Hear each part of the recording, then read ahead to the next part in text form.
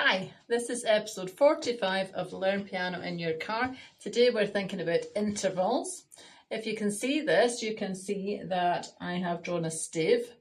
The stave is the 5 parallel lines. You can get a treble clef stave and a bass clef stave when you're playing piano. This is the treble clef stave, which is a squiggly symbol, and it wraps round the G line. The G line in the treble clef is the second line from the bottom. It's the note G.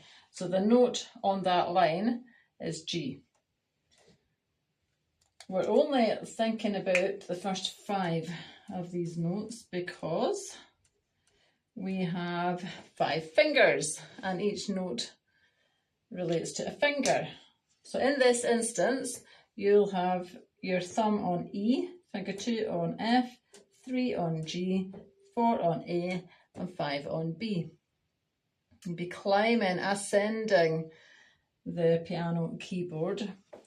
Remember, mainly the treble clef is played with the right hand, so you should be able to picture that in your mind as you ascend the notes. With the right hand would be going from the middle up to the right in that direction, and the notes would be getting higher.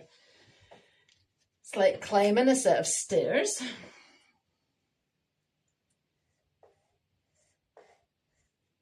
Like this. So E, F, G, A, B.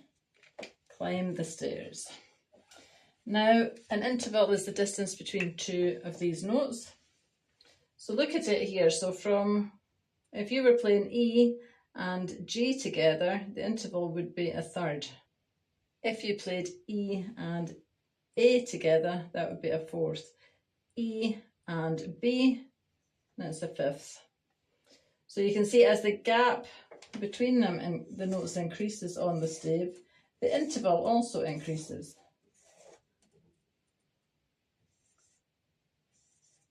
That's a fifth. So from the first line to the middle line, for those not watching, that is a fifth. So from here to here, you can see that's also a fifth. Now I'm drawing from the middle line to the top line as a fifth. So that gap you soon get used to as being a fifth, and you generally would play that with fingers 1 and 5 in the default position. It won't always be like that, but at the beginning, it's handy to think of it like that. So you get used to holding your hand in that position with your fingertips on the notes, all fingers on side-by-side notes, then it's really easy. You don't need to look at your fingers. You spot that interval, that distance, that gap in the music, and you instantly recognise that's a fifth.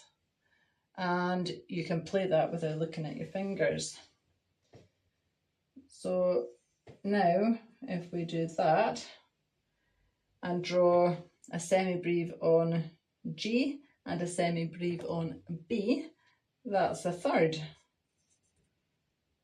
You can see that because the distance between these 2 notes is a third. And do one more. So these 2, they played together. That's the second. So F and G side by side on the keyboard, that's the second.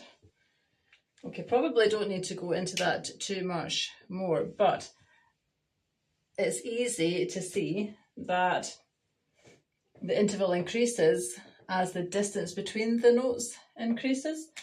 So for example here, if I was to ask you what is that interval there, that's a ninth. So from the bottom line to the top line, because there's 1, 2, 3, 4, 5, 6, 7, 8 notes involved there from the bottom to the top, and you count the first note and you count the last note as well, and you count the lines and the spaces. Okay, I think that's all for today. I'm Carol Brotherston.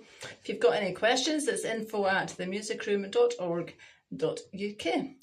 If you want to get involved further with what I do, my website is www.perfectpiano.org.uk, and I have an online portal that's a hybrid.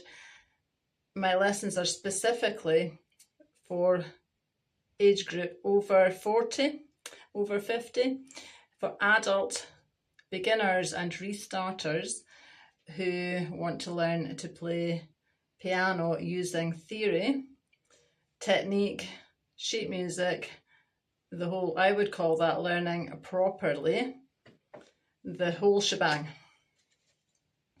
Okay, come and join me.